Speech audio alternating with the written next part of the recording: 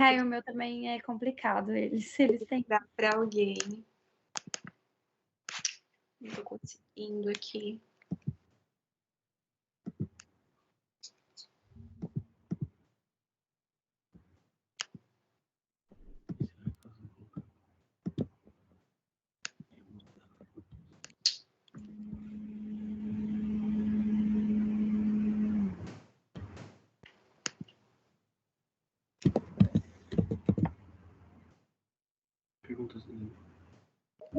Tá aparecendo aí?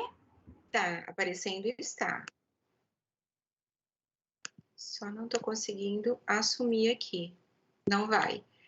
Você pode ir passando? Quem que tá? Posso sim, é que tá no computador do meu namorado, Ezio Felipe. Tá bom. Mas eu vou passando sim, professor, a senhora pedir quando a senhora quiser que eu passe. Tá, ok. Então, vamos lá, do jeito que a gente consegue. Tá, pessoal? Então, boa noite. Vamos falar hoje sobre um assunto super importante, né, para vocês e para dermatologistas, que é o câncer de pele de uma maneira geral. E hoje eu vou estar falando principalmente sobre o câncer de pele não melanoma e um pouquinho sobre o melanoma, que também são os três subtipos mais responsáveis pela patologia de câncer de pele nas pessoas, tanto no Brasil quanto no mundo. Pode passar.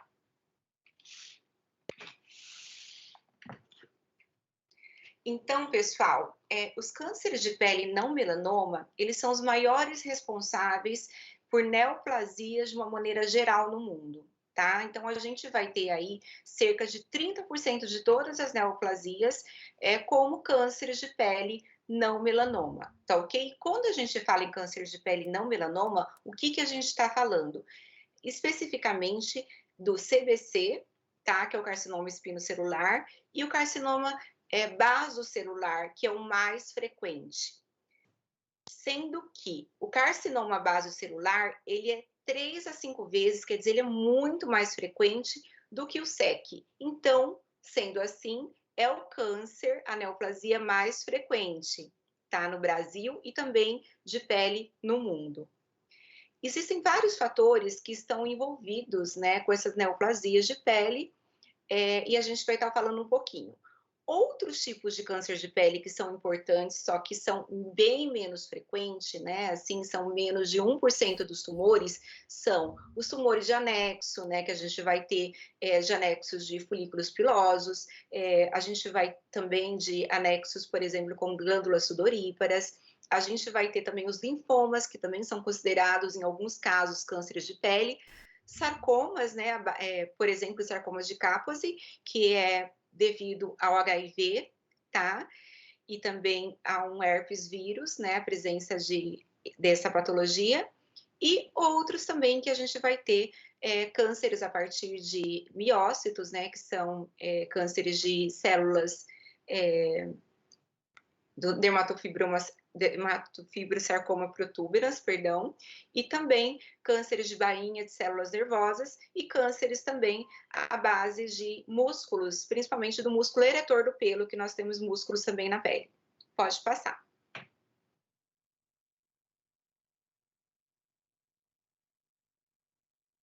Então, falando um pouquinho, relembrando vocês sobre um assunto que vocês amam, né, que é a patologia. E é super importante para o dermatologista e para nós, e para vocês também reconhecerem os subtipos de carcinoma, porque frequentemente vocês vão ter que ler uma lâmina e vão ter que saber, tá? Então, a pele normal, olhando sempre, pessoal, relembrando de cima para baixo. Então, primeiro, nesse rendilhadinho ali em cima, nós temos o quê? Nós temos a camada córnea, tá bom? Que todo queratinócito, quando ele ascende, né, da camada basal até a camada córnea, ele vai perdendo, né, o seu núcleo e ele vai se transformando, então, em queratina. Ao chegar à camada córnea, você tem, então, esse rendilhado na lâmina de patologia, que significa que essa pele é uma pele absolutamente normal, tá? Então, você tem essa proteção da camada córnea, que é queratina, contra os danos do ambiente e também ela vai estar sendo seletiva com o que vai estar penetrando nessa pele.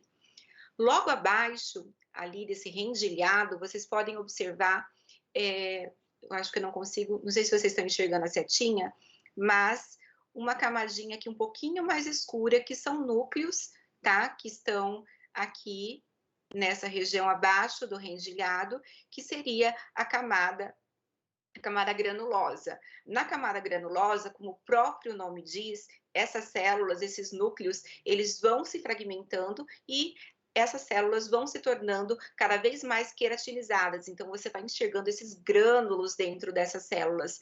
E nós temos aqui, nessa lâmina, 1, 2, 3 camadas dessa granulosa. Logo abaixo, pessoal, intermediário, nós temos a camada espinhosa, tá? Que é a camada que vai ser intermediária entre a camada basal, que é essa camadinha aqui embaixo, que eu tenho as cristas, tá? Epidérmicas, e isso é importante, tá? Que é onde eu tenho núcleos mais alongados, núcleos mais basofílicos, mais azulados.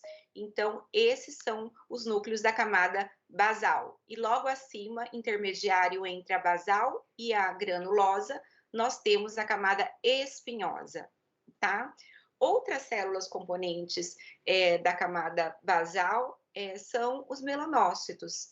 Isso é importante vocês saberem para a gente identificar, então, os melanomas e também os nevos, que são oriundos dessa célula. Logo abaixo dessas cristas, dessa camada mais roxinha aqui, que é a epiderme, nós temos essa camada mais rósea aqui embaixo, que vocês conseguem ver aqui, tá? Fragmentadinha. E essas células, aqui nós temos os fibroblastos, tá, pessoal? Várias células também de defesa, linfócitos, eosinófilos, mastócitos. Temos também aqui vasos sanguíneos, nervos, tá ok? E temos o estroma, é importante vocês saberem. O que é o estroma? É o que o fibroblasto produz. Ácido hialurônico, tá? E essa camadinha rósea aqui, que significa que nós temos aqui elastina normal e também colágeno, tá, pessoal? Pode passar.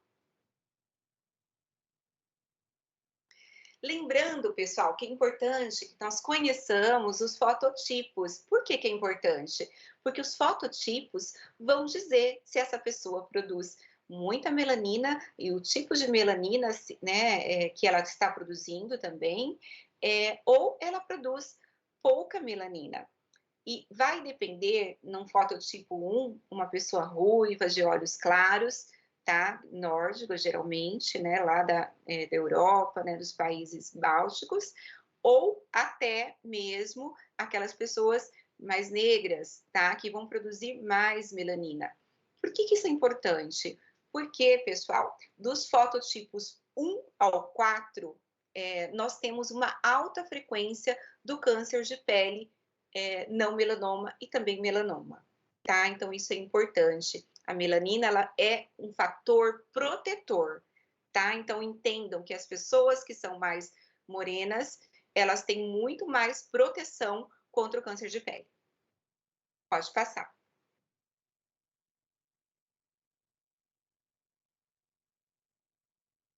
Então, essa foto é muito famosa. Não sei se vocês já viram, mas na dermatologia a gente conhece muito essa fotografia, porque ela demonstra esse senhor é um caminhoneiro, tá, norte-americano, e do lado que ele ficava exposto à radiação solar, o que aconteceu? Ele teve uma elastose na pele, ele teve muito mais envelhecimento do que do lado que ele não ficava exposto o tempo todo ao sol. Então, para vocês entenderem que o sol é o maior responsável pelos cânceres de pele não melanoma, principalmente pelo carcinoma espinocelular e também, atualmente, está crescendo o índice do carcinoma basocelular. O que é importante, pessoal? Qual que é o fator, né, o V, que é mais importante, que é mais formador, é o que altera mais o DNA? Com certeza é a radiação UVB, tá? Que vai de 280 nanômetros até 320. Principalmente, pessoal, no carcinoma espinocelular, mas também no carcinoma basocelular, tá? É um pouco confuso, mas é importante que vocês gravem isso, tá? Então, a radiação UVB, ela é a mais importante, principalmente no basocelular, no espinocelular e depois no vasocelular. Outra coisa que é super importante é que nós temos, a partir dessa radiação que vai estar, né, que essa pessoa vai estar tomando, vai estar, que tem um efeito cumulativo desde a infância, a gente vai ter alterações em alguns genes supressores tumorais. Nesse caso, principalmente o P53, que é o mais responsável, a sua mutação pelos carcinomas espinocelulares, tá? Menos um pouquinho pelo basocelular, e temos também mutação do PET, tá ok? Algumas doenças genéticas, nós vamos ter, então, essa mutação nesse gene PET, tá ok, pessoal? Que vão ser um sinalizador de proliferação celular, tá? Então, o primeiro gene importante é o P53, o segundo é o PET de uma maneira geral, tá ok? Qual é o horário que é maior responsável pela presença de radiação UVB, pessoal, que é o maior carcinogênico? É o horário entre as 10 da manhã e as 3 da tarde. Por isso que a gente recomenda que nesse horário as pessoas se protejam do sol. E a radiação UVA, que também é carcinogênica, ela vai ser nos outros horários do dia. E é o mais responsável pelo envelhecimento, mas em um segundo plano, pela alteração também que vai levar ao câncer. Pode passar. Então, pessoal, quais são os fatores de risco, como eu já disse, né? Então, um fototipo mais baixo, principalmente fototipos 1, 2, 3, mas também podendo chegar ao 4. Pacientes com mais de 40 anos, obviamente, porque essa radiação, ela tem um efeito cumulativo. E é importante a gente pensar no seguinte, que as exposições solares na infância ou exposições, o tipo de exposição solar que a pessoa teve no decorrer da vida ou tem no decorrer da vida, vai ser mais responsável por um subtipo de câncer ou por outro, tá ok? Mais para frente a gente vai falar um pouquinho mais disso. Pessoas imunossuprimidas, obviamente, né? HIV, transplantados, a gente vai ter uma maior incidência de câncer de pele, principalmente do SEC, carcinoma espinocelular. Temos também que pensar em doenças genéticas. Nesse caso, a gente vai ter algumas que são responsáveis também pelo carcinoma, né, pelos carcinomas de pele, que são xeroderma pigmentoso, Gorlin, Muir-Torre, Basedo pré-Crystal, tá? Só para vocês saberem que existem doenças genéticas, alterações, que estão responsáveis também por câncer, aumento da possibilidade de câncer de pele. Pode passar, Marina. Então, falando sobre o subtipo mais importante, no sentido de ser o mais comum, tá, pessoal? Que é o carcinoma basocelular. Então, cerca de 71% dos cânceres de pele não melanoma é o carcinoma basocelular, tá ok? E qual que é o fator, lembra que eu falei assim de exposição solar, que cada subtipo vai ter um fator mais importante, de uma forma de exposição solar mais importante? Nesse caso, é aquela exposição ocasional, aquela exposição, por exemplo, de uma pessoa que mora em São Paulo e ela vai surfar na praia uma vez por mês. Então, essas pessoas, elas ficam protegidas durante o mês e no final do mês ela desce até o litoral de Santos. São Paulo é um dos locais que mais isso acontece, né, que tem surfistas ocasionais porque moram na cidade e descem para o litoral. Então, a gente tem um aumento do nível, né, de radiação UVB de uma maneira intermitente nessas pessoas, tá? E você tem, então, maior incidência, né, do carcinoma basocelular, tá ok? Também naquelas pessoas que tiveram queimaduras, né, solares na infância, que é muito frequente. A mutação, mais uma vez, importante é o PET, nesse caso mais importante, e P53 também, tá? Então, como que é essa lesão, pessoal? Como que a gente pode fazer o diagnóstico pode desconfiar que estou diante de um carcinoma basocelular. Nós temos, então, uma lesão como essa aqui do lado, que eu coloquei bastante imagem para vocês, que é uma lesão com aspecto peroláceo, nesse caso, um carcinoma espinocelular nodular, tá? Eu tenho um nódulo aqui, com telangiectasias, esses vasinhos aqui arboriformes, tortuosos, e uma ulceração central. E vocês vejam essa lesão, ela tem um aspecto perolado, não tem? Então, quando eu vejo uma lesão assim, principalmente na face, em pálpebras, eu tenho que desconfiar de um carcinoma basocelular nessa pessoa. Tá? Pode passar. Então, o que é importante a gente saber no carcinoma basocelular? Da onde eles são originados? Até hoje ainda, histologicamente, se tem discussões a respeito disso. O que se sabe é que essas células, esse câncer, eles são originados de células pluripotentes na camada basal, geralmente de folículos pilosos. Tá ok? Então, nós vamos ter vários subtipos, tanto né, assim, na forma clínica, quanto também na histopatologia. Tá ok, pessoal?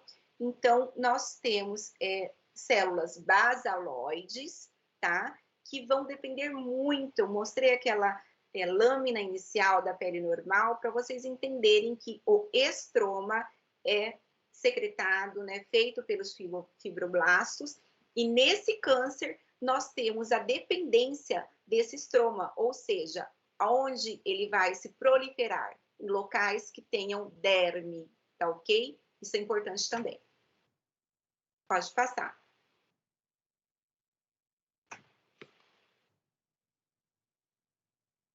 Então, aqui nós temos uma lâmina, pessoal, bem bonitinha para vocês entenderem, tá? Bem didática. Estão vendo essas bolinhas aqui, vou falar como bolinhas, tá? Que são núcleos, tá? Bem basaloides, por isso que é o carcinoma basocelular, que na coloração de hematoxilina e eosina, eles se coram de roxinho, tá? Então, esses núcleos, eles não parecem aqueles núcleos que eu mostrei para vocês da camada basal? Pois é. Esse tipo de tumor, ele é uma proliferação, tá? Que nem parece um câncer, né? Parece tão bonitinho, né? Mas eles estão indiferenciados, tá? De células da camada basal, tá ok? Então, eu tenho um tumor basaloide, que ele é corado intensamente, né, em roxo, tá ok? Que são os núcleos. Sempre, pessoal, a gente vai ter presença de parecendo que eu tenho uma fenda aqui entre esse bloco tumoral de células basaloides e o estroma adjacente, tá? Então, assim, isso é muito comum no carcinoma basocelular. Não precisa ter isso, mas muitas vezes isso está presente nas lâminas e isso facilita na hora do patologista fazer o diagnóstico. Ou seja, eu tenho células indiferenciadas basaloides e tenho uma fenda que vai me ajudar muito, né, quando está presente, entre o bloco tumoral e o estroma, que eu contei para vocês, que é a derme, tá? Os componentes da derme. Pode passar.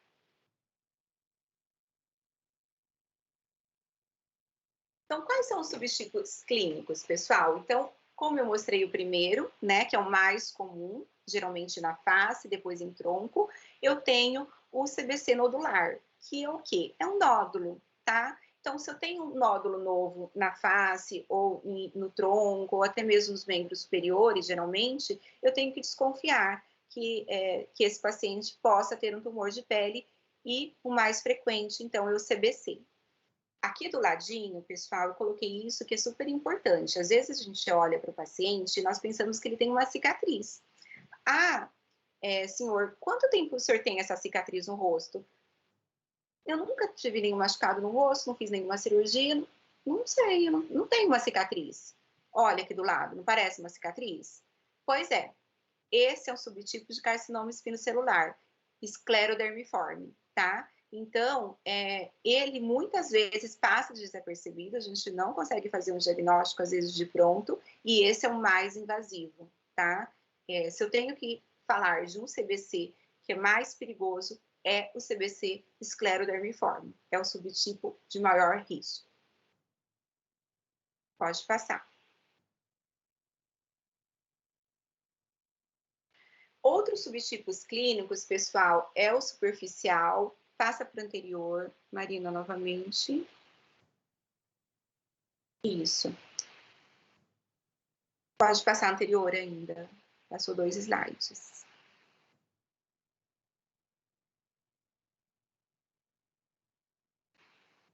Mais um para trás. Mais um para trás. Mais um para trás. Foi bastante. Mais um para trás. Isso. Outros subtipos clínicos, pessoal, é o CBC superficial, tá? Então, assim, eu tenho uma placa, muitas vezes pigmentada, e ela é praticamente, assim, do nível da pele. Então, você teria que ter um treino maior, é uma lesão nova que apareceu no paciente, e, às vezes, somente biopsiando para a gente desconfiar, tá? O CBC pigmentado pode ser qualquer tipo de carcinoma basocelular, desde o nodular até um CBC superficial, um micronodular, qualquer um deles pode ter uma variante pigmentada. E aí, olhem esse senhor aqui, o que parece isso? Se você olhar, né, não tiver um treino, às vezes até para o dermatologista mesmo, ou não tem um dermatoscópio, a gente pode desconfiar. E é um subtipo que nós temos o diagnóstico diferencial de melanoma. Tá ok? Pode passar. O que facilita a gente, pessoal, na hora de fazer o diagnóstico? A presença desse aparelhinho aqui muito simples, tá? Que na realidade são lentes de aumento, né? Que nós vamos colocar sobre essa tumoração, outros tipos de tumor também, e nós vamos identificar algumas características muito sugestivas de carcinoma basocelular. Quais são elas? Entre outras, o que eu estou olhando aqui, a presença desses ninhos azuis, tá? Dessas estruturas azuladas aqui, tá ok? E esses vasos que cruzam o centro do tumor, que são os vasos arboriformes, tá? Isso é altamente sugestivo de carcinoma basocelular. Então, isso é importante. Pode passar.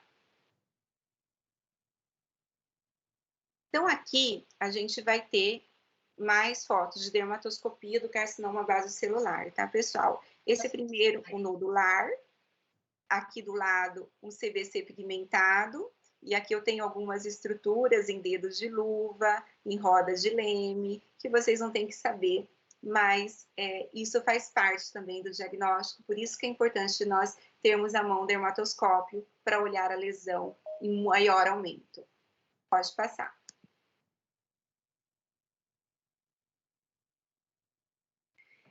Bem, pessoal, o carcinoma basocelular mais comum, sem dúvida, é o nodular. Amém. Porque ele é o mais tranquilo de a gente fazer o diagnóstico e também o tratamento. Por uma razão óbvia, ele é nodular, quer dizer, ele é bem delimitado. Então, muitas vezes, nós conseguimos enxergar esse carcinoma pela dermatoscopia até a olho nu, tá ok? Fazer o diagnóstico e já indicar a retirada exérese do tumor desse paciente. E qual que é a diferença histológica, né? Qual que o que eu tenho na histologia? Eu tenho blocos tumorais muito bem delimitados que me facilitam o tratamento, tá? Por uma razão óbvia. Se eu tenho um bloco, eu retiro o bloco, né? Confirmo na histologia e resolvi o caso do paciente, porque menos de 1% desses tumores são metastáticos. Pode passar. Já no caso do esclerodermiforme, como vocês podem ver nessa lâmina, é muito mais complicado. Primeiro, porque eu não consigo nem clinicamente, às vezes, delimitar esse tumor, tá? Então, é um subtipo muito mais invasivo. Vejam nessa lâmina do lado que eu tenho o quê? Eu tenho blocos aqui, mas em forma de espículas. E eu tenho espículas, às vezes, muito pequenininhas no estroma. Ou seja, eu posso deixar para trás um bloquinho desses? Posso. Posso ter recidiva desse tumor? Posso.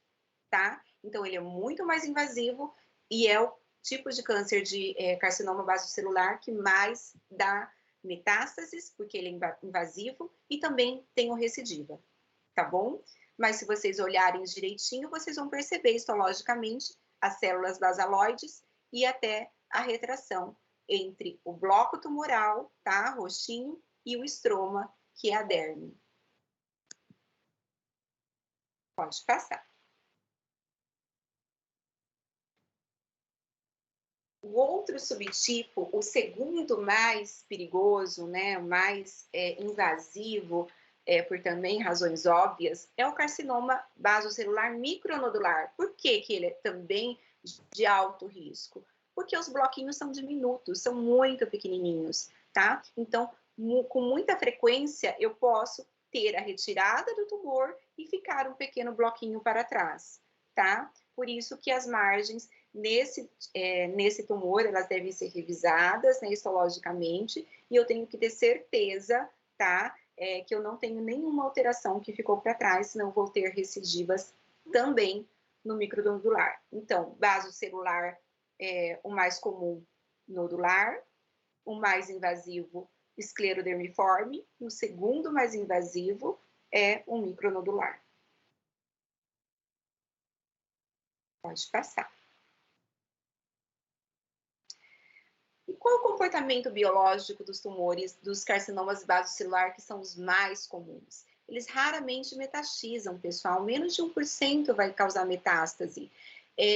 O único problema, o maior problema dele é o seguinte, que ele é localmente invasivo e destrutivo. Isso nos casos dos pacientes que ficam por um tempo muito longo com o tumor. Por exemplo, ele pode perder o nariz pela destruição né, tumoral, orelha, tá ok? Então, frequentemente, esses pacientes que não têm um diagnóstico assim, em tempo hábil, né, e vai ter um diagnóstico ali depois de 5, 10 anos, às vezes, do tumor, pode acontecer uma destruição de estruturas por conta desse tumor. Mas ele raramente metastiza. Ele vai crescer principalmente em planos de menor resistência. Quais são os planos de menor resistência, pessoal? Lá na frente a gente vai colocar um slide, mas são os planos onde eu tenho fusão de folhetos embrionários. Por exemplo, pálpebras, fronte, olhos, nariz, boca, orelhas e a região aqui do queixo, tá? Então, essas são regiões onde eu tenho fusão de folhetos embrionários. Outras regiões também muito perigosas são genitais, as mãos, tá? Principalmente genitais e mãos e pés, né? No terceiro plano. Esses tumores, carcinoma basocelular, eles dependem do estroma, ou seja, da presença da derme. Então, ele não vai crescer, por exemplo, acompanhando em vasos, ele não vai ser invasivo em ossos, por exemplo, tá ok? Porque nesses locais a gente não vai ter estroma presente, tá? Então, eles vão crescer em locais que são que tem derme presente, tá? Por isso que são pouco invasivos. Então, eles podem crescer horizontalmente, mas ele não aprofunda porque ele precisa de derme. Pode passar. Ok, pessoal, então basocelular basicamente é isso. Mais para frente eu vou falar do tratamento que vai ser semelhante para todos os carcinomas, tá? Basocelular e espinocelular. Então agora a gente vai falar sobre o segundo subtipo mais comum, que é o carcinoma espinocelular. Nesse caso, qual é o padrão de exposição solar desse paciente? No basocelular intermitente. Nesse paciente é aquele trabalhador rural, muito clarinho, né, assim, de fototipos 1, 3, por exemplo, que trabalhou na lavoura, que habitualmente todos os dias tinha uma exposição solar. Então, ele foi tendo uma alteração causada também pela UVB, tá? Principalmente no P53. Qual é o gene responsável pelo SEC? P53 alterado, tá? Mutação no P53 causado principalmente pela radiação UVB, tá ok? Outros pacientes também que têm grande risco para o carcinoma espinocelular seriam os pacientes transplantados, os pacientes HIV e os pacientes também que têm mutações genéticas, por exemplo, portadores do xeroderma pigmentoso, que é muito comum, tá? Pacientes que têm úlceras crônicas, nesse caso também é muito comum, pacientes com queimaduras, né, na infância, ou queimaduras na idade adulta por alteração celular por um longo período, ou também úlceras que nunca cicatrizam, da existência, né, no futuro, né, da transformação maligna nesses pacientes num carcinoma espinocelular, tá? Então, em úlcera crônica, qual é o carcinoma que é mais frequente? Espinocelular, tá? Não que não possa acontecer o basocelular, mas o espinocelular é muito mais frequente. Pode passar. É importante, uma coisa que eu não disse, estava no slide ali, eu coloquei bastante informação para vocês, é o seguinte. Nesse carcinoma, pessoal, você pode ter lesões pré-malignas, tá ok? Já no carcinoma basocelular, nós não temos presença de lesões pré-malignas, tá ok? Então, muitas vezes o espinocelular, como ele é muito indolente, depende de um longo tempo de exposição solar nesse paciente, eu posso ter lesão de fotodano celular, né, fotodano nessa pele, tá, uma elastólise, e eu posso ter também outros tipos de lesões que são lesões pré-malignas, tá? O carcinoma espinocelular in situ, tá? Ele é chamado também de doenças de Bowen. Muitas pessoas consideram ele como uma lesão, muitos autores consideram como uma lesão pré-maligna, e muitos, existem controvérsias, que já é um carcinoma espinocelular in situ. Nós vamos considerar como carcinoma espinocelular in situ, tá, pessoal? Então, olha a aparência dessa lesão. É uma lesão, muitas vezes, mal delimitada, uma placa, às vezes com uma aparência até inocente, né, que pode ser uma outra lesão, né, em dermatologia, mas quando nós olhamos ao dermatoscópio, nós conseguimos ver uma característica que é a presença de vasos glomerulares. O que é um glomérulo? Quando a gente lembra lá do rim, a gente sabe que o glomérulo são vasinhos que são enovelados, né? Então, se eu tiver um grande aumento com dermatoscópio dessa lesão, eu vou ver isso também, tá bom? E isso me ajuda no diagnóstico, tá? Então, não desprezem lesões que às vezes parecem lesões simples, podem ser um carcinoma in situ. Pode passar.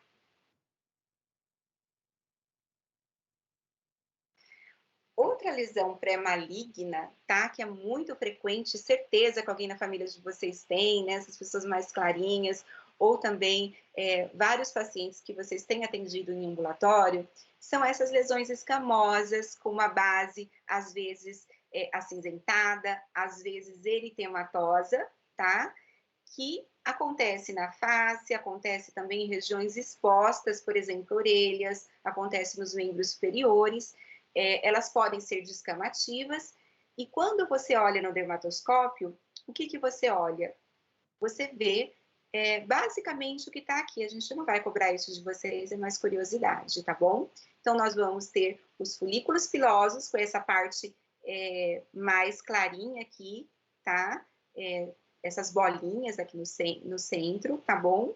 E em volta, parece que eu tenho uma rede pigmentar, tá? Que nesse caso nós chamamos de pseudorrede pigmentar, que fica ao redor desses folículos pilosos, que é essa parte, várias partes arredondadinhas, tá ok?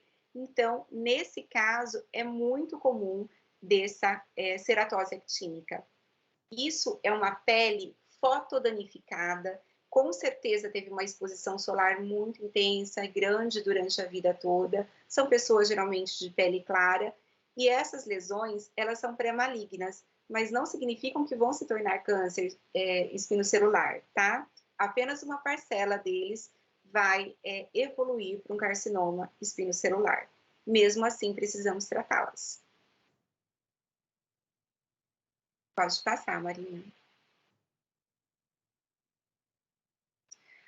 Outra lesão pré-maligna, mas que não é maligna, não vai se tornar maligna, tá? Só muito raro, muito raro, seriam as ceratoses seborreicas. Coloquei aqui porque está no capítulo, tá? Para vocês não ficarem confusos. Mas muito raramente elas vão evoluir para um câncer de pele, tá? Para um carcinoma espinocelular.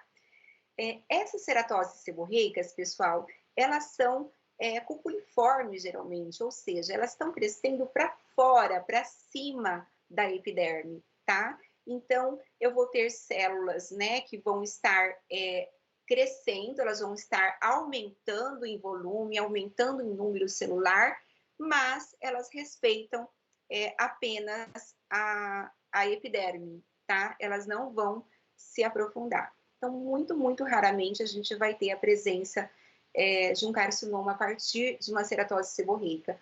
Porém, elas são muito comuns, tá? Então, vocês precisam saber para fazer um diagnóstico diferencial ou mesmo indicar, em alguns casos, a retirada dessa lesão para uma confirmação anatomopatológica.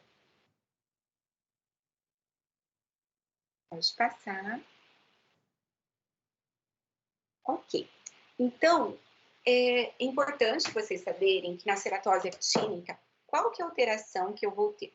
Bom, no carcinoma espinocelular, ceratose actínica, que é uma lesão pré-maligna, nós vamos ter, pessoal, alterações nos queratinócitos, tá? Nos queratinócitos já adultos, os queratinócitos a partir da camada basal, tá? Então, o que vai acontecer? Na ceratose actínica, nós vamos ter um desarranjo apenas na camada basal, tá? As outras camadas, a espinhosa, a granulosa, elas estão normais. Agora, a camada basal, se vocês olharem aqui, nessas duas lâminas, né, começarem a treinar o olhar para isso, vocês vão perceber um desarranjo nesses ceratinócitos, tá bom? Então, nesse caso, quando eu tenho apenas alteração na camada basal, eu tenho o diagnóstico, então, de ceratose actínica. Outra coisa, eu tenho uma atrofia. Olhem só, como tem poucas camadas de ceratinócitos. Quando vocês treinarem o olhar também, né, para quem for gostar de patologia ou de dermatologia, a gente vai ver também uma elastólise, que é a fragmentação da parte elástica, né, que seria o colágeno e a elastina aqui na derme, tá bom? Então, tudo isso indica ceratose actínica e fotodamo. Pode passar, Marina. Pessoal, essa é uma lesão, então, bem curiosa e outra que gera um pouquinho de controvérsia. Muitas pessoas falam que é um carcinoma espinocelular, tá? De células da camada da epiderme, tá? E outros falam que é uma lesão benigna. Ela aparece muito rapidamente, ela pode surgir do nada e também ela pode desaparecer espontaneamente. Obviamente, nós não esperamos, tá? Quando nós vemos uma lesão desse tipo, um olho treinado vai dizer que é um queratocontoma e vai indicar retirada, tá? Mas ela é in situ. Como a gente sabe disso? Porque, olhem só, ela não está crescendo para baixo, ela não está invadindo, ela é cupuliforme também, mas já existe um desarranjo nessas células dos queratinócitos. Por isso que muitos consideram um tumor bem diferenciado, porque produz queratina, tá? E outros consideram uma lesão apenas pré-maligna, tá? A gente não vai entrar nesse mérito, pessoal, é só para vocês reconhecerem como uma lesão de pele também dos queratinócitos, tá? Que é uma lesão pré-maligna.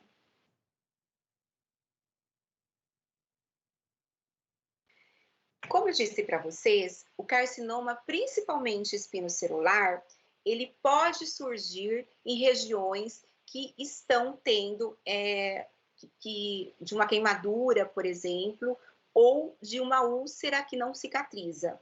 Nesse caso, nós chamamos esse carcinoma a partir de úlceras que não cicatrizam, mas o termo inicial foi a partir de queimaduras, nós temos o nome de úlceras de Marjolin, tá?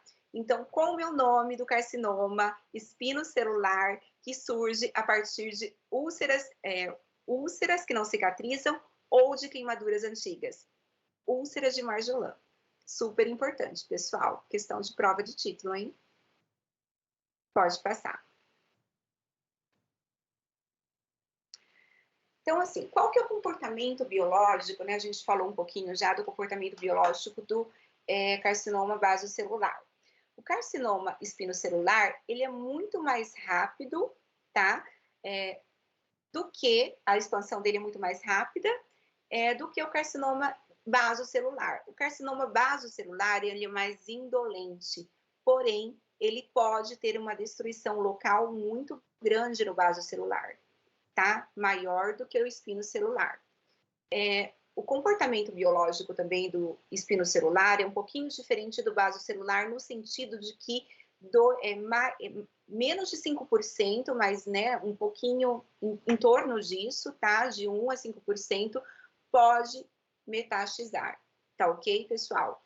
Então, qual é o carcinoma o carcinoma não melanoma, né, de pele, que pode metastizar? É o espinocelular, tá? O carcinoma basocelular quase não metastiza. E o carcinoma espinocelular tem um índice de metástase um pouco maior, que também não é tão grande, né? Em torno de 1 a 5%. Nesse caso, pessoal, eu posso ter infiltração, tá? Em alguns locais, tá ok? Sendo que as metástases são muito frequentes para essas regiões. É importante vocês gravarem isso, tá? Linfonodos, claro, né? Linfonodos, enfim, eu tenho a rede linfática, então eu posso ter metástase primeiro para linfonodos. Pulmões, tá? Em segundo lugar, para o fígado, cérebro, pele, né? Outros locais da pele e ossos, tá? Então, carcinoma espinocelular metastiza mais do que carcinoma basocelular. Pode passar. Então, qual que é a histopatologia? Isso é importante vocês diferenciarem. No carcinoma basocelular, eu tinha células basaloides, que pareciam células da camada basal. Aqui, eu tenho um desarranjo na camada espinhosa, quer dizer, na camada da epiderme, pessoal, tá? Então, eu vou ter vários queratinócitos atípicos que podem romper a membrana basal e podem infiltrar a partir de cordões, de nódulos mesmo, para o estroma e para outras regiões, tá ok? Então, é importante a gente saber que esse carcinoma espinocelular é proveniente de células da epiderme. E existe um desarranjo total nas células da epiderme em todas as camadas, desde a basal, ascendendo para espinhosa e ascendendo para granulosa. Eu tenho um desarranjo total, que pode infiltrar, então, para os tecidos adjacentes, tá? Então, como a gente lembra da patologia muito bem, nós temos uma classificação histológica nesse caso. E é importante a gente saber que o grau 1, né, que seria o melhor, né, o mais indolente, o mais tratável, é com menos atipias. E quando eu tenho o grau 4, que eu tenho mais de 75% de células indiferenciadas, eu tenho mais atipias e mais possibilidades de recidivas e mais possibilidades também de metástase. É um carcinoma muito mais invasivo, tá? Muito mais, quando é indiferenciado, ele tem um padrão histológico mais nocivo, tá ok? Isso é super importante.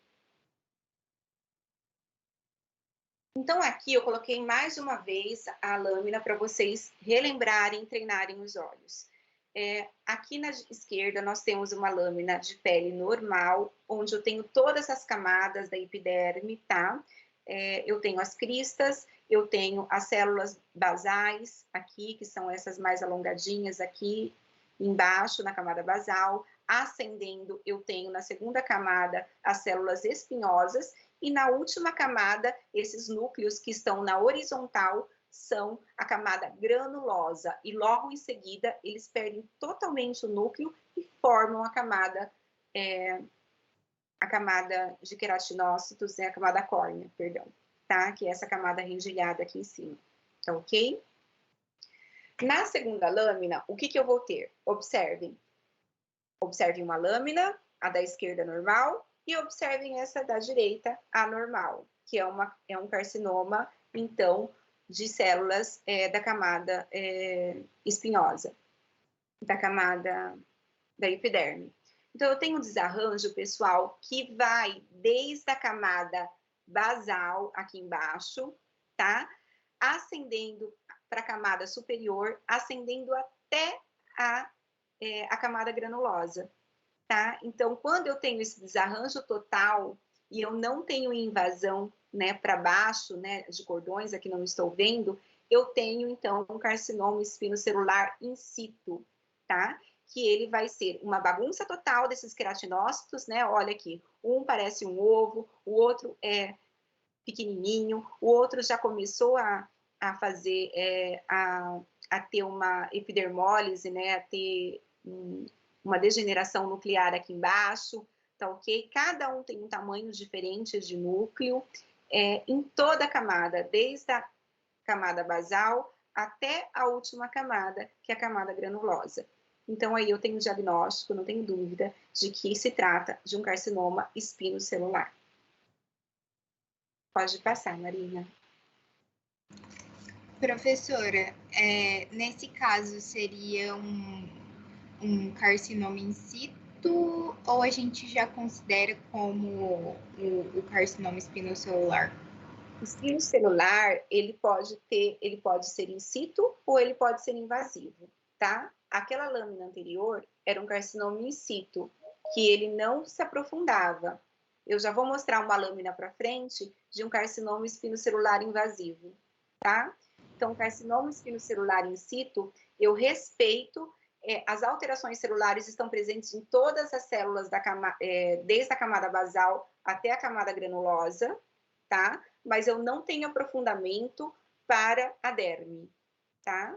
Se eu tiver aprofundamento para a derme, eu já vou ter um carcinoma espinocelular invasivo. Entendi, professora. Obrigada. Nada. Pessoal, é muito comum a formação do carcinoma espinocelular, tá? Na região dos lábios, tá bom? Então, esse daqui, por exemplo, pessoal, eu tenho aqui uma queirite actínica, tá? E nesse caso, eu vou ter um carcinoma bem diferenciado pela lâmina aqui do lado. Como eu sei que é um carcinoma bem diferenciado? Vocês estão olhando aqui no meio, não parece que eu tenho umas bolinhas aqui com uma coloração rosa? O que é essa coloração rosa? Essa coloração rosa nada mais é do que a maturação desses queratinócitos antes de chegar na camada córnea. Ou seja, eles se tornaram queratina dentro das camadas mais inferiores da epiderme, tá bom? Então, quando eu tenho a presença de células dessas pérolas córneas, tá? Chamam assim. Eu tenho um tumor que é considerado bem diferenciado, porque qual é o sonho de todo queratinócito? Se tornar queratina, tá? Então, se eu tenho a formação de queratina, eu tenho um tumor bem diferenciado, porque um queratinócito tem que se tornar queratina um dia, tá bom? Então, quando eu tenho uma lâmina com presença de pérolas córneas, é um tumor bem diferenciado, tá? Posso perguntar isso para vocês. Nesse caso aqui, então, queirite actínica, eu posso ter, então, o espino celular nos lábios, ou pode ser também uma lesão pré-maligna, que é uma ceratose actínica nos lábios. Eu só vou ter certeza quando eu fizer, como nesse caso, uma biópsia, e eu identificar, então, a alteração desses queratinócitos. Pode passar. Gente, eu sei que é complicado, né? Mas, assim, é só para vocês terem uma ideia, tá bom? Enfim, a gente não vai dificultar demais, porque isso é uma coisa realmente para vocês fazerem como dizer, suspeitarem que esse paciente tem um carcinoma espinocelular, basocelular ou melanoma, tá? Mas não é para vocês saberem assim, as coisas mais complexas. Bom, agora, pessoal, vamos falar um pouquinho sobre os nervos melanocíticos. São as famosas pintas, tá? Os nervos melanocíticos. Por que é importante a gente conhecer os nervos melanocíticos? Primeiro, porque são muito frequentes. E segundo, porque são neoplasias benignas, extremamente frequentes, e que podem ter alterações nessas pessoas de genes que são o BRAF, né, e o RES, que são responsáveis também por alterações que podem levar à formação de melanoma nesses pacientes. Tá ok?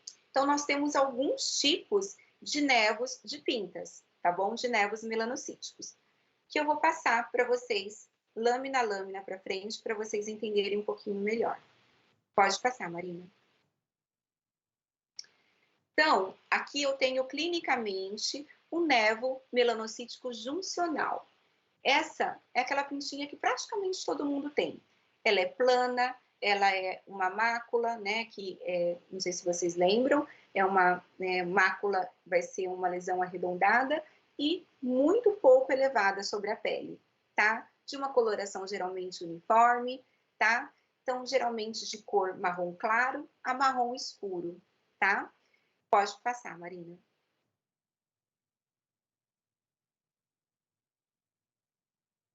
Pode passar. Tá, então aqui esquematicamente vai ficar mais fácil vocês verem.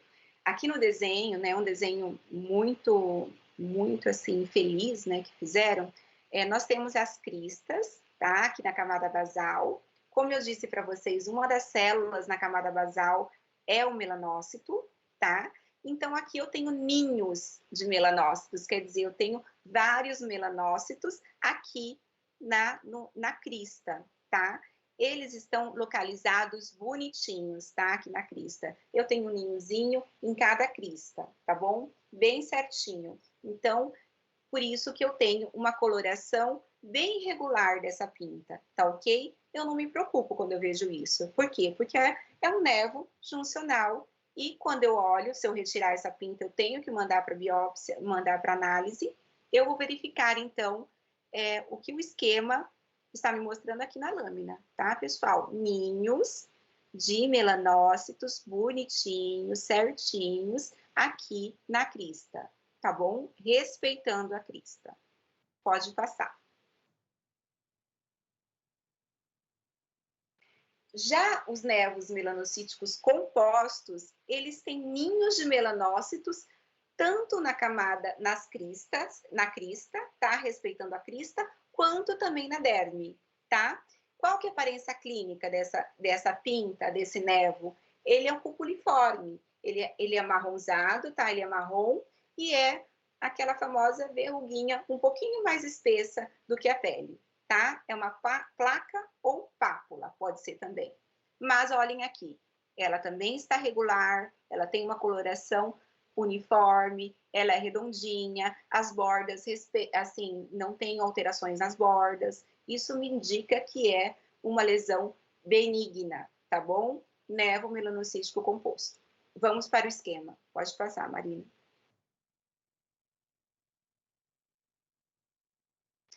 Aqui no esquema, então, eu tenho ninhos de células de melanócitos, tá? Que estão na crista e também na derme. E na lâmina, a mesma coisa. Pode passar. E aqui nós temos o último tipo de nervo, né? O último não, mas os mais comuns são esses. Nervo melanocítico intradérmico, ou seja, os ninhos estão todos na derme, tá? Eu tenho ninhos de melanócitos na derme, e aí eu tenho uma lesão mais clara, uma verruguinha, né? Que vocês chamam muita gente chama de verruguinha, que é o famoso nervo melanocítico intradérmico. Vamos para o esquema, pode passar.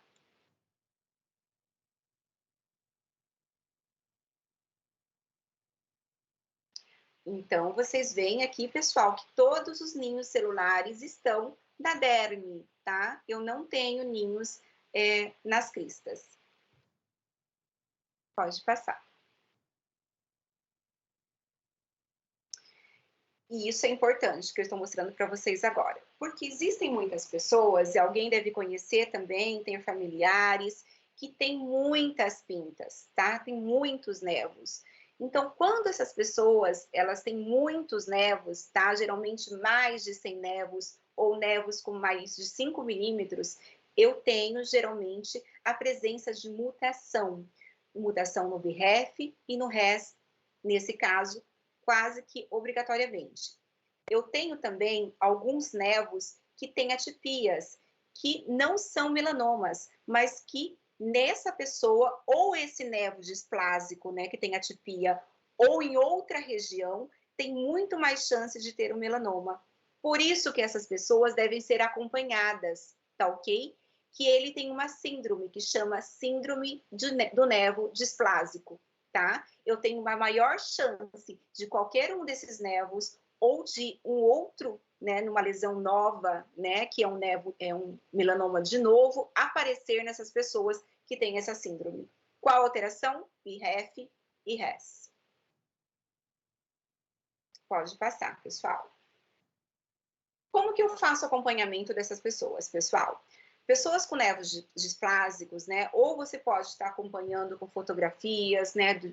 Com dermatoscópio, que é muito mais complicado, ou em centros maiores a gente tem, então, a microscopia confocal, tá? Que você faz as fotografias e você consegue, em vivo, analisar esses nevos, tá? Você vê quais nevos, se apareceu algum novo, ou se tem algum com aparência de displásico, para você ver se existe alguma formação, já algum indício de aquele nevo estar se transformando em melanoma, tá? Então, esse é o acompanhamento que a gente faz, ou com dermatoscopia, tá? Deve ser anual, ou com uma microscopia confocal, para quem tiver acesso a esse tipo de exame.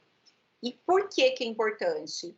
Porque eu não vou sair biopsiando uma pessoa que tem mais de 100 nevos no corpo toda vez, senão eu vou retalhar essa pessoa, tá? Então, eu tenho que ver aqueles nevos que têm possibilidade, que estão alterados ou se apareceram de novo, né? Essa é a palavra, de novo, tá? Apareceu um nevo novo, para estar retirando. E eu não vou ficar retirando todos os nevos ou retirando de uma maneira irracional, tá? Por isso que tem que ter um acompanhamento para indicação de qual nevo deve ser retirado nessas pessoas. Pode passar. Então, pessoal, o que é um nevo displásico? Bom, isso é assunto para controvérsia, desde o dermatologista até mesmo para patologista. Mas só para vocês saberem, o que é um nevo normal? Aqui, à esquerda, eu tenho um nevo normal, um nevo benigno, regular, que são as nossas pintinhas, tá? Se Deus quiser, de todo mundo.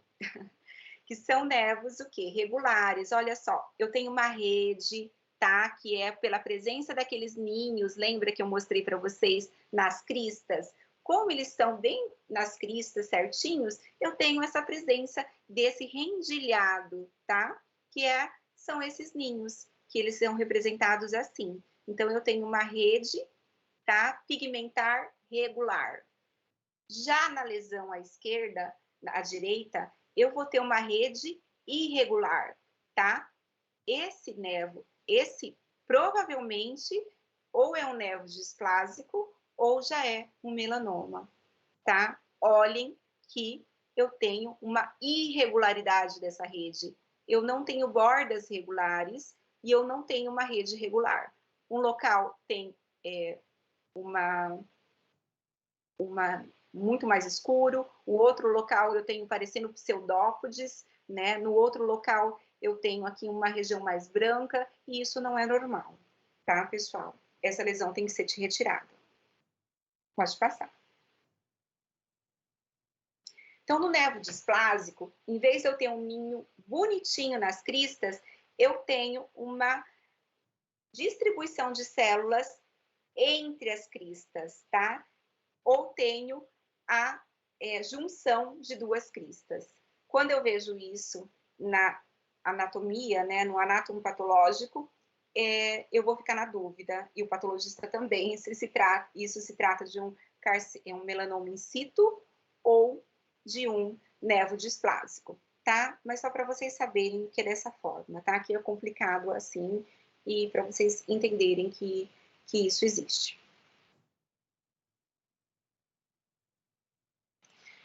Agora vamos falar, pessoal, do último assunto que a gente vai dar uma explanada, tá bom? Entendam, pessoal, que cada um desses tumores que eu falei, ou de lesões pré-malignas, daria uma aula em separado, tá? Então, assim, a gente está dando algumas pinceladas para que vocês se introduzam nesse assunto, tá bom? Eu não tenho, assim, intenção de vocês saberem tudo a respeito disso, tá? Então, falando um pouquinho sobre o melanoma, pessoal, é claro que o melanoma corresponde a 4 a 5% dos tumores cutâneos, porém, ele é um dos cânceres que mais mata. E é o câncer de pele também que, claro, mais mata, tá? Então, ele é responsável por 77% das mortes que são ocasionadas por cânceres de pele, tá? Ah, professora, mas você disse que vaso celular, espino celular, eles não costumam metastizar. Sim, só que eu tenho outros tipos também que são perigosos, tá? Que eu não falei para vocês, mas são carcinomas, né, que são também perigosos, tá? Mas, sem dúvida, o mais causador de mortes, né, de uma maneira geral, é o melanoma, tá? Tanto de cânceres de uma forma geral, quanto o maior responsável por mortes em câncer de pele. E aí, pessoal, qual que é o padrão de exposição solar do paciente que tem melanoma? Também é recreativo, tá? Então, aquela paciente, todos nós, né, não sei, da minha idade, enfim, principalmente, né, pessoas que na infância tiveram queimaduras solares, que naquela época não tinha ainda, né, muito uso de filtro solar. Então, o que acontecia? Né, ia para a praia e voltava com bolha para casa, tá bom? Então, essas queimaduras solares são uma das principais fatores que predispõem ao câncer melanoma, tá? A presença de nervos displásicos também é uma delas, e mutações também do DNA, também causados pelas radiações UV, tá? Só que, neste caso, pessoal, eu quero que vocês gravem isso. Nós temos algumas mutações genéticas que estão extremamente presentes em pacientes com melanoma, tá bom? Então, é a alteração do CDKN2A, tá bom? Eu deixaria isso marcadinho, tá? E a mutação do BRAF tá em V600E, tá bom? Essas mutações são extremamente presentes em pacientes que têm melanoma. E, de certa forma, quando acontece isso, a gente até agradece, tá? Se o paciente tem, porque a gente tem como fazer um tratamento guiado imunologicamente, tá? Isso é novidade, mas em pacientes que já são pacientes de melanoma metastático, que têm essas alterações, eu tenho como fazer um tratamento imunológico, um tratamento que vai ser contra essas mutações, e eu tenho uma sobrevida muito maior. Isso é uma ótima notícia que aconteceu nos últimos anos. Tá bom, pessoal? É extremamente, assim, promissor esse tratamento, e graças a Deus, né? Então, cada vez mais a gente está tendo tratamentos quimioterápicos guiados contra as mutações genéticas, tá? Isso é novo, isso é realmente muito promissor, tá? Então, seriam as principais questões, né, que vocês teriam que pensar do melanoma. Outra coisa importante, aonde que eu tenho melanócito, pessoal? Na retina, eu tenho melanócito na cavidade oral, eu tenho melanócito na vagina, eu tenho melanócito nas meninges, ou seja, é só na pele que eu tenho melanoma? Não, tá? Então, assim, eu posso ter melanoma em qualquer local que tenha melanócito, tá bom? Pode passar. Bom, eu tenho alguns subtipos de melanoma, tá, pessoal? O melanoma, esse daqui, ele é a partir da radiação solar, ele geralmente é mais comum na face, tá bom? E ele é um lentígo, ou seja, isso daqui é o tipo menos, como que eu vou dizer? Que é menos perigoso, tá bom? Por quê? Porque ele é muito indolente, tá? São pessoas que têm exposição, nesse caso, crônica, tá ok? Pessoas claras e que vão ter essas alterações aqui e que vão respeitar o folículo piloso. Quando eu não tenho respeito dessa pigmentação ao folículo piloso, como no caso da ceratose actínica, eu tenho invasão, né? Eu já tenho como o lentigo maligno, que é um melanoma in situ, ou o lentigo maligno melanoma, que vai ser um melanoma, um lentigo maligno melanoma, que vai ser um melanoma já invasivo, tá ok? Mas só para vocês saberem que esse é um dos subtipos, tá? Pode passar. O que eu tenho que me preocupar quando eu chego a uma pessoa que tem uma lesão nova, melanocítica, ou tem uma pinta que quer saber se tem algum problema naquela lesão? Bem, essa regrinha é antiga, tá? Mas ela ainda é vigente. Então, assim, eu tenho numa lesão, né, numa pinta, né, num névoa benigno, eu tenho uma lesão simétrica, no melanoma, assimetria. As bordas numa pinta benigna, né, no névoa benigno, elas são regulares e são irregulares na lesão suspeita ou no melanoma. A cor, eu tenho uma cor só ou tenho uma cor mais regular numa lesão benigna e tenho mais de uma cor ou uma cor irregular numa lesão que eu tenho suspeita de melanoma, tá? E o diâmetro, quando eu tenho menos de 6 milímetros, numa lesão benigna, geralmente, ou mais de 6 milímetros me indica uma lesão com maior potencial maligno. Quanto mais alterações eu tiver nessa lesão, maior é a chance dessa lesão ser uma lesão maligna ou melanoma, tá bom? Outras questões são a idade da pessoa, é claro, tá? Em maiores de 40 anos, a gente tem que suspeitar sempre que aparece uma lesão nova, tá? Uma pinta nova, porque isso é coisa de jovem, tá bom? Se começou a ter prurido na lesão, eu também vou suspeitar. Se ela aumentou de tamanho, eu vou suspeitar. Se variou a cor, se começou a doer, se começou a sangrar, tudo isso vai me fazer suspeitar. Pode passar, Marina. E aí, pessoal? O que eu faço com uma lesão como essa? Se eu olhar no dermatoscópio e ver isso, eu vou arrepiar os cabelos e vou pedir para tirar essa lesão imediatamente, tá? Então, essa é a dermatoscopia de um melanoma, tá bom? Então, o que eu tenho aqui nessa lesão? Eu tenho pseudópodes, eu tenho estrias, eu tenho uma coloração irregular, eu tenho aqui na borda da lesão vários pseudópodes, parece que está crescendo e está crescendo, tá? Isso significa isso, né? A presença. Eu tenho regiões aqui com atrofia, eu tenho regiões aqui que são regiões amorfas, eu tenho vasos sanguíneos de todos os tipos, de todos os jeitos, tá? Então, isso é uma lesão maligna, isso provavelmente, com certeza, é um melanoma, tá? Então, quando a gente vê o melanoma, tá? Quando a gente identifica clinicamente até olho nu, o que a gente vai fazer? Pessoal, a retirada tem que ser excisional, tá bom? E depois a gente vai mandar para análise, né, do histopatologia, e você vai ter, então, se esse melanoma não for mais in situ, se for invasivo, você vai ter a espessura de Breslow.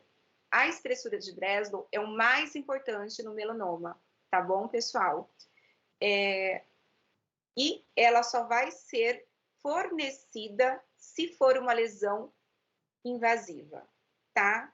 Se você tiver apenas nível de Clark ou tiver um diagnóstico de melanoma e não tiver a espessura de Breslow, o patologista está dizendo para você que é um melanoma in situ, tá bom?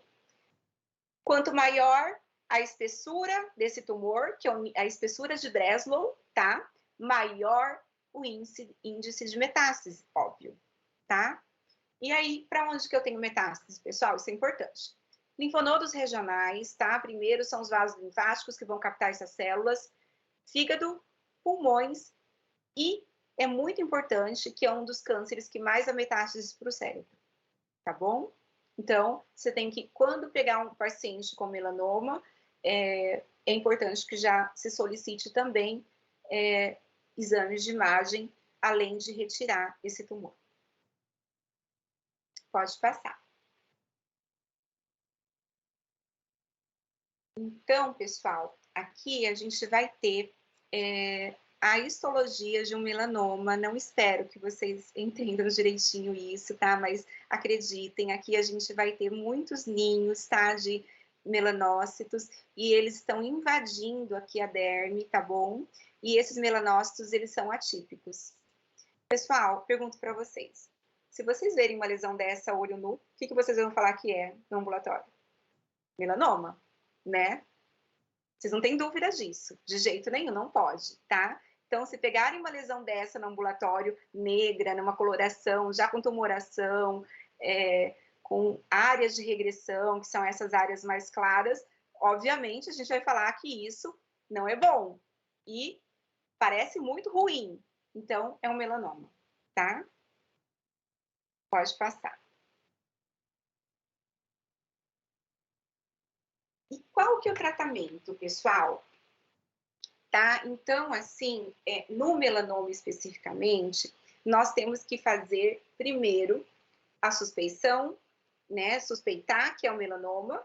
E se você suspeitou e tem fortemente, né, assim, indícios de ser um melanoma, o que a gente vai fazer? Uma biópsia excisional.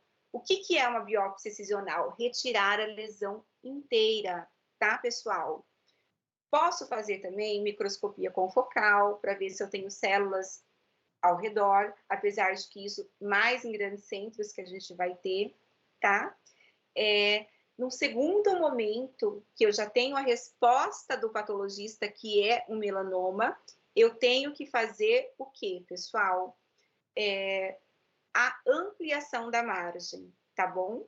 Então, primeiro eu retiro a lesão, mando para o patologista e num segundo momento, dependendo do estadiamento, é que eu vou aumentar a margem desse tumor, tá? Então, eu já não saio tirando uma margem grande, porque isso pode me atrapalhar, tá? Eu faço uma margem menor, tá ok? De cerca de 4 milímetros e amplio depois que eu receber o anátomo patológico, tá? Qual o fator mais importante prognóstico? Sem dúvida, a espessura de Breslow, tá? Depois disso, eu tenho todos esses outros fatores aqui. Ulceração, índices mitóticos, presença de metástase, subtipo da lesão, né, do melanoma, mas o mais importante, a princípio, é a espessura de Breslow. Quanto maior a espessura, maior é a profundidade dessa lesão, e maior é a possibilidade de ter causado já uma metástase quando você fez o diagnóstico. E mais uma vez, pessoal, muito importante nos dias de hoje são as terapias-alvo, tá? Que são a imunoterapia, né? Já em pacientes que têm metástase, mas com uma resposta muito boa e uma alta sobrevida nesses pacientes, tá? Então, principalmente nos pacientes que têm alteração em BRAF, tá? E aí a gente vai ter essas imunoterapias guiadas por essas alterações genéticas. Pode passar. Então, aqui, só para mostrar para vocês, pessoal, antigamente se considerava muito o nível de Clark, só que isso é muito complicado, porque ele vai, pessoal, o nível de Clark, ele considerava as camadas da pele, por exemplo, epiderme, derme superficial, derme profunda e também a presença até o subcutâneo, como vocês olham aqui, tá bom? Então, nível 1 até o 4, o 5. Porém, isso vai depender, pessoal, muito do local. Por exemplo, pálpebras eu tenho uma pele muito fininha. Então, é diferente do dorso, que eu tenho uma pele uma espessura maior. Por isso que, hoje em dia, é muito mais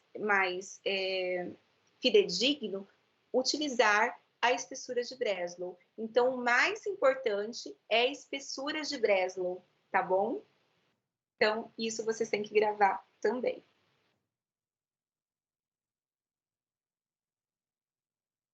Ok. O que é a pesquisa de linfonodo sentinela, pessoal? Quando eu faço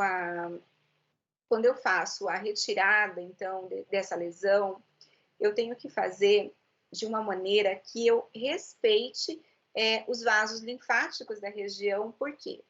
Porque eu tenho condição, né, de fazer, em alguns pacientes que têm indicação disso, depois, se vocês forem ver a classificação, né, o estadiamento desses tumores, vocês vão perceber quando que é indicado fazer a pesquisa de linfonodo sentinela. Então, eu retiro o tumor e na região, né, da lesão, ali na lesão, eu faço a infusão de um líquido, né, de azul de metileno, e vou pesquisar se esse paciente teve retirar os linfonodos que captaram esse líquido e ver se eu tenho alteração celular, né, presença de células de melanoma nesse linfonodo que hipercaptou, né, esse líquido. Só para vocês saberem como é feito, tá bom? E saberem que não são em todos os casos que é solicitado, apenas em casos selecionados que a gente vai ter, então, nesse estadiamento que depois vocês podem estar olhando, tá, pessoal? O estadiamento é muito complexo de câncer de pele, principalmente de melanoma. Então, obviamente, a gente não vai estar, né, solicitando isso de vocês. Mas é bom vocês terem curiosidade, porque é importante. Pode passar. E agora, pessoal, finalmente, nós vamos falar, então, do tratamento de uma maneira geral, né, do carcinoma espinocelular e do carcinoma basocelular. Tá? Eu coloquei tudo junto porque, basicamente, são os mesmos tratamentos que são feitos para os dois tipos de câncer, tá? Então, primeiro, a gente tem que decidir se a gente vai fazer uma biópsia excisional, retirada completa da lesão, ou eu vou fazer uma incisional. Dependendo do caso, vai ser necessário que apenas para você retirar um pedacinho e você se certificar. Quando é possível, pessoal, sempre é importante fazer uma incisional, tá? Se você pode retirar a lesão inteira, é melhor fazer isso, porque às vezes você já está fazendo o tratamento dessa lesão e resolvendo o problema, tá? Outra coisa que eu disse para vocês é a microscopia confocal, que apenas em grandes centros a gente vai ter, né? E a dermatoscopia, que todos os dermatologistas têm, e atualmente é um dos métodos mais utilizados para a gente observar lesões de pele e auxiliar, né, no possível diagnóstico de lesões que são malignas ou mesmo benignas, né, nesse paciente. Então, do que vai depender esse tratamento desse paciente, pessoal? Vai depender do número de lesão que ele vai ter, da idade do paciente, do tamanho do tumor, qual é o subtipo desse tumor e também as condições clínicas do paciente e a localização é importante, tá? Por que é importante? Porque dependendo da localização, se for uma localização de alto risco, eu vou optar por fazer a exérese mais breve possível dessa lesão. Pode passar. E quais são as áreas de risco? Isso vocês têm que saber, pessoal. São as áreas de fusão embriológica, tá? Então, esse slide está representando bem. Só está faltando essa parte aqui do queixo que também entra, tá? Só que é difícil de encontrar imagens que tenham certinho essa representação. Então, são áreas de fusão embriológica que são quais? Áreas genitais, né? À direita, mamilos, área genital, mãos e pés, tá? E temos na face as principais lesões, as principais regiões que eu tenho alto risco, tá? Que são folhetos de fusão embriológica. que são a área dos olhos, a área da fronte, a área dos lóbulos da orelha, a área do nariz e a área da boca e do queixo. Tá ok? Todas essas áreas são de alto risco e eu devo retirar, não fazer biópsia incisional, fazer biópsia excisional, o mais rápido possível.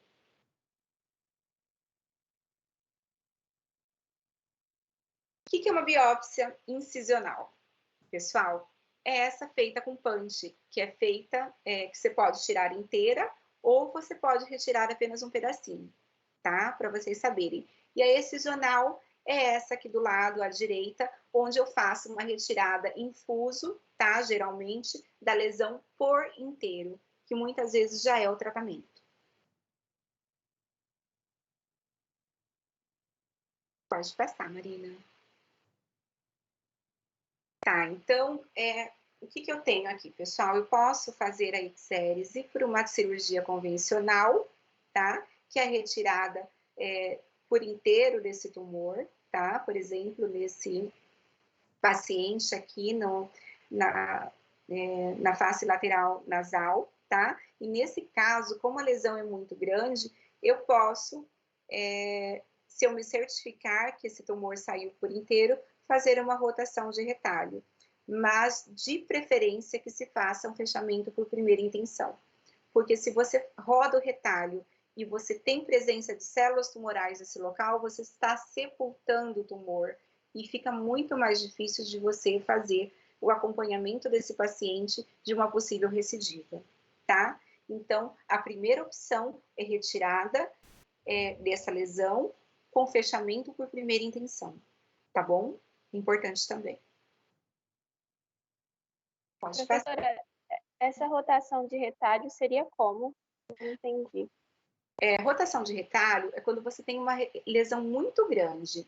E aí, você tem que pegar uma pele adjacente. Por exemplo, eu tenho uma lesão no nariz. E eu não vou conseguir isso. Assim, pode deixar aqui nessa imagem. Eu não vou conseguir fechar por primeira intenção, suturando direto.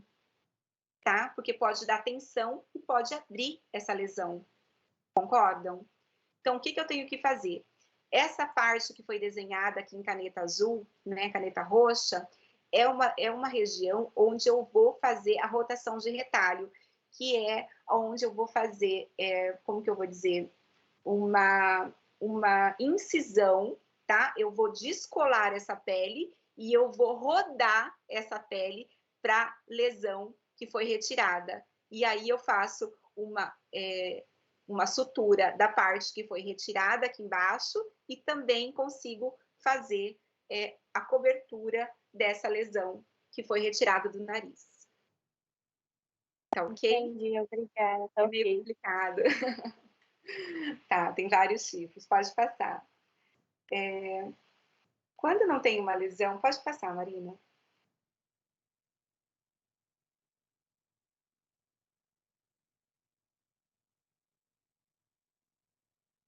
Quando tem uma lesão que é benigna, ou uma lesão que é in situ, uma lesão pequena, ou numa região que não é de alto risco, eu estou autorizado a fazer a cauterização ou fazer o tratamento com criocirurgia. O que é a criocirurgia? É o congelamento a menos 196 graus Celsius, acho que é mais ou menos isso, dessa lesão.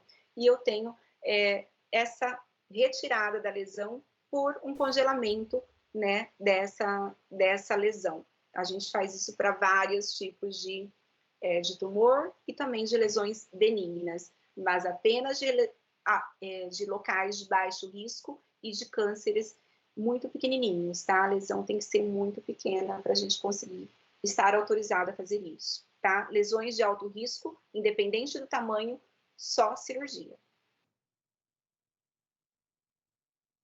Pode passar, Marina. A eletrocauterização ou curetagem, o que seria, pessoal? Eletrocautério e curetagem. Cureta é esse instrumentozinho aqui, tá, pessoal, cirúrgico, que a gente faz a retirada, né, dessa lesão, tá, e depois você faz a cauterização e não precisa, nesse caso, nem fazer a sutura. Também apenas de lesões de baixo risco em regiões de baixo risco. Pode passar. Outra opção para lesões pré-malignas, ceratose actínica, ou para lesões em áreas de baixo risco, lesões muito pequenininhas, ou em pacientes muito idosos, com muitas lesões que a gente não pode fazer cirurgia, é a utilização de agentes tópicos, pessoal, tá? Então, a gente pode utilizar tanto 5-fluoracil, tá? Que está autorizada pelo FDA para tratamento da queratose actínica e CBC superficial, tá? Ele é utilizado a 0,5%. E também off-label para tratamento do SEC in situ, por exemplo, uma lesão de Bowen, tá? Que eu mostrei para vocês, tá? Mas a gente utiliza mais para queratose actínica. Quando nós estamos falando em carcinoma in situ, base celular ou espinocelular, a preferência é por exérese da lesão total. Outra droga também aprovada é o imiquimod, tá, pessoal? Então, aqui a gente vai ter, né, no 5-fluoracil, a inibição da timidilato sintetase, tá? Que interage na síntese do DNA da célula tumoral, ou seja, você para de reproduzir essa célula e ela vai sofrer, então, uma inibição, tá? Você vai ter uma alta inflamação nesse paciente, e é esperado isso para saber que está funcionando. Ou posso utilizar também o imiquimod a 5%, que esse, pessoal, ele vai ativar as toll-like receptors, tá? Que são células que vão secretar as interleucinas 12, provocar uma 12, 18, TNF-alfa, tá? E vai aumentar a resposta das células TNAIV, tá? Que são as T que ainda vão ser estimuladas a se transformar em células TH1, que vão destruir essas células tumorais. E, mais uma vez, a gente vai ter uma alta inflamação no tecido, tá bom? Sinal que está funcionando. Então, nos dois, a gente tem que ter uma inflamação grande para observar que está funcionando. Vocês vão ver isso em ambulatório, com certeza. Pode passar. E só para vocês saberem que existe, tá, pessoal? Nessas áreas, principalmente de alto risco, quando você pode, seria interessante você fazer a cirurgia micrográfica de Mohs, tá? Por quê? Porque são regiões muito delicadas, são tumores, às vezes, que a gente tem que poupar tecido, são tumores recidivantes e são tumores em regiões de alto risco, que são essas que eu mostrei para vocês. E como que é feita a cirurgia micrográfica? Nós vamos fazer cortes horizontais e na mesma hora vai ser colocado no microscópio e analisado essa lesão. Se ainda tiver células tumorais remanescentes, eu vou fatiando horizontalmente até esse tecido estar totalmente livre. O que que isso faz? Pode passar, Marina. Isso faz com que a gente tenha uma maior resposta, um menor uso, né? menor desperdício, né? Menor perda tecidual, e eu tenho uma menor chance de recidiva desses tumores em áreas que são áreas de alto risco, e tumores também de alto risco. Uma pancada, né, pessoal? Mas obrigada pela atenção, 1h30 de aula. Espero que tenha ajudado vocês a, né, essa introdução, então, dessas lesões de pele malignas. Obrigado, prof, pela aula. Obrigada, prof, pela aula. Obrigada, prof. Muito boa. Obrigado, professora. Então, terminamos aqui. Vamos descansar, né? Tá tarde já, no meu caso, terminar minha jantinha aqui. Então, qualquer coisa, entre em contato comigo que eu esclareço alguma dúvida, tá bom? Muito obrigada, professora. Boa noite. Boa noite, gente. Tá bem, prof, obrigada.